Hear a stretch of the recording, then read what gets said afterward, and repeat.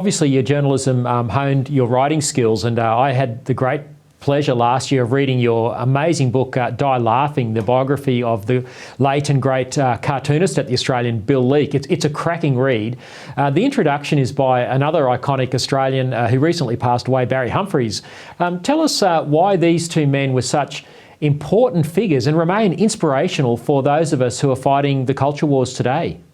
Well, the first thing I realised when I was writing Bill's biography, and just as a matter of context, Bill and I were very good friends for 23 years.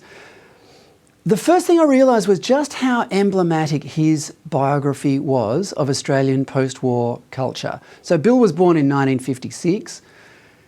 He grew up during the Menzies era, and so his formative years, his kind of teenage years and so on, were post-Menzies and a kind of a reaction to, you know, Australian conservatism and you know, the sort of conformity of the suburbs of that era.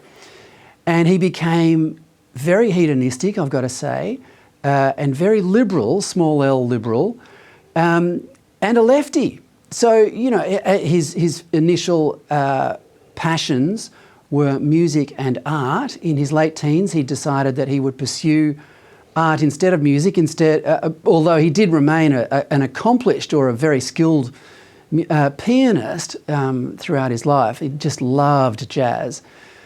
But then he travelled to Europe, you know, saw all the great masters up close, became settled down in Germany for a while, became an artist, actually held a couple of exhibitions in Germany as well.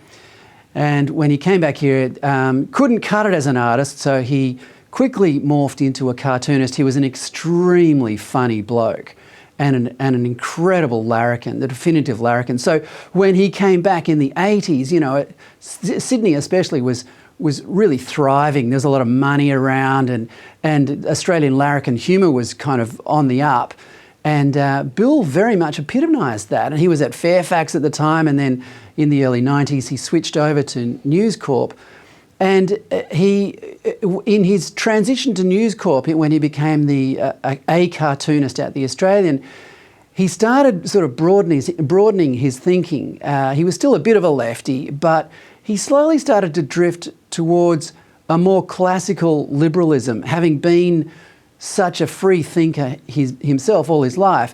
In the early 2000s, he looked around and realised that the most censorious people were the people on the left, and the people defending freedom were people like yourself, Lyle, on the right. You know, having spent some of the 90s lambasting the Liberal Party, people like Philip Ruddock and John Howard, he got in a lot of trouble with John Howard at one stage. John Howard could have got him sacked if he wanted, and it's credit to John or Mr. Howard that he didn't do that. And later in life, Bill became friends with Mr. Howard and became somewhat of a conservative.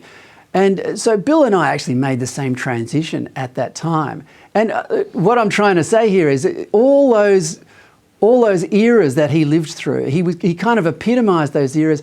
They were very emblematic of Australia itself. And of course, as everyone knows, in the last few years of his life, he was being hounded by the apparatchiks and the authoritarians and tyrants of the Australian Human Rights Commission and the Press Council and various other institutions, not least of which was the ABC.